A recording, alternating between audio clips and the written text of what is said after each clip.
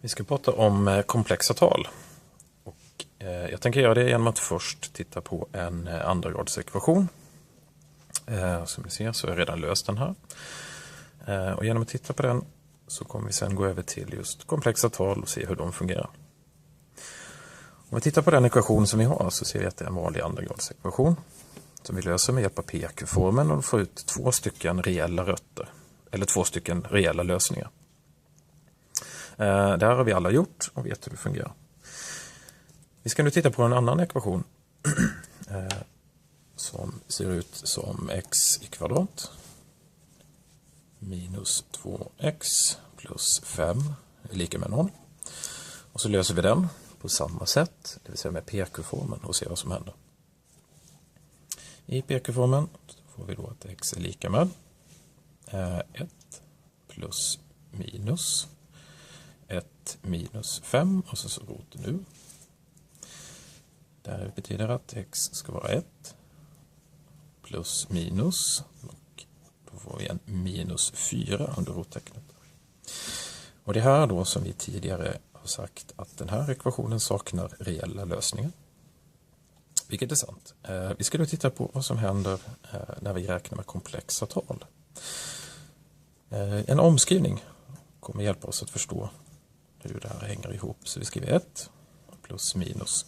Och så tittar vi på den här. Roten ur minus 4. Det kan vi skriva som roten ur 4 multiplicerat med roten ur minus 1. Det betyder att vi letar efter något tal som gånger sig självt blir minus 1.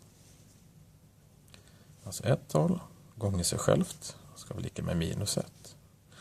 För de reella talen så vet vi att det ena måste vara positivt och det andra måste vara negativt för att vi ska få en multiplikation som är negativ. Vi upptäcker därmed att vi inte har något sådant reellt tal. Det betyder att för att lösa den här ekvationen så måste vi införa ett nytt typ av tal. Det komplexa talet. Det gör vi genom att föra in det som kallas för en imaginär enhet.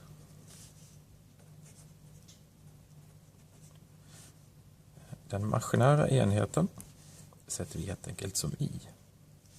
Den har egenskapen att i multiplicerat med sig själv är just minus 1. Eller då att i är lika med roten med minus 1.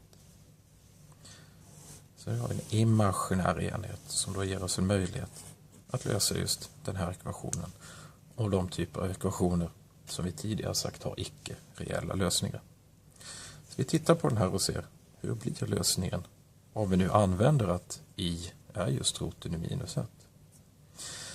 Tittar vi på den här så ser vi att då kan vi skriva att x i det här fallet kommer vara 1 plus minus roten i 4 gånger roten i minus 1 som vi nu ersätter med i.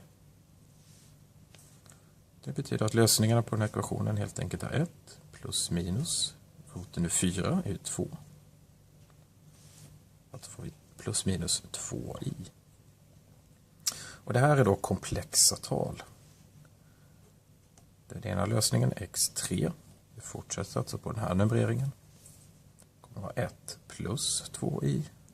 Och den andra lösningen x4 är 1 minus 2 i. Vad betyder nu de här lösningarna? Först vill jag strukturera upp det lite grann och se vad som skrivs för allmänt då det gäller komplexa tal.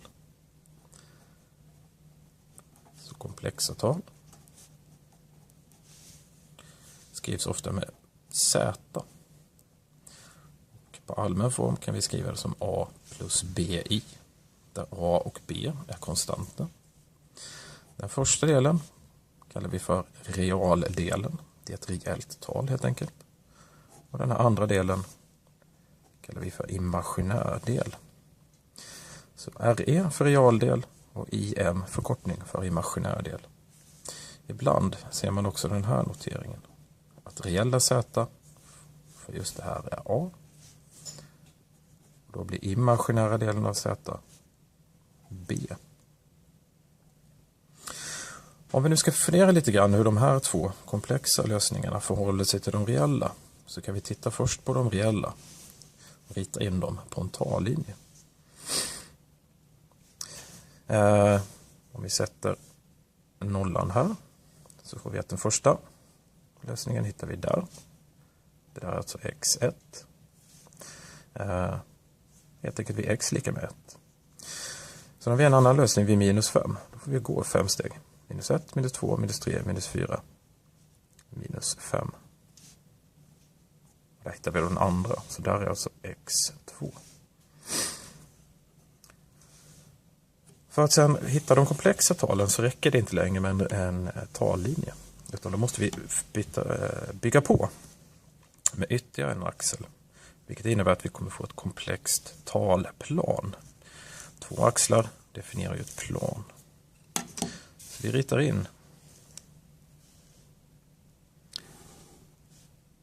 Bryter jag lite där för nollan så vi får med den. Märker upp. Så här, på den här axeln har vi de reella talen. Precis som vi är vana vid. Den här axeln kallar vi istället för imaginär. Så vi är precis ett vanligt koordinatsystem. Men istället för en x-axel och en y-axel så har vi en reell axel och en imaginär axel.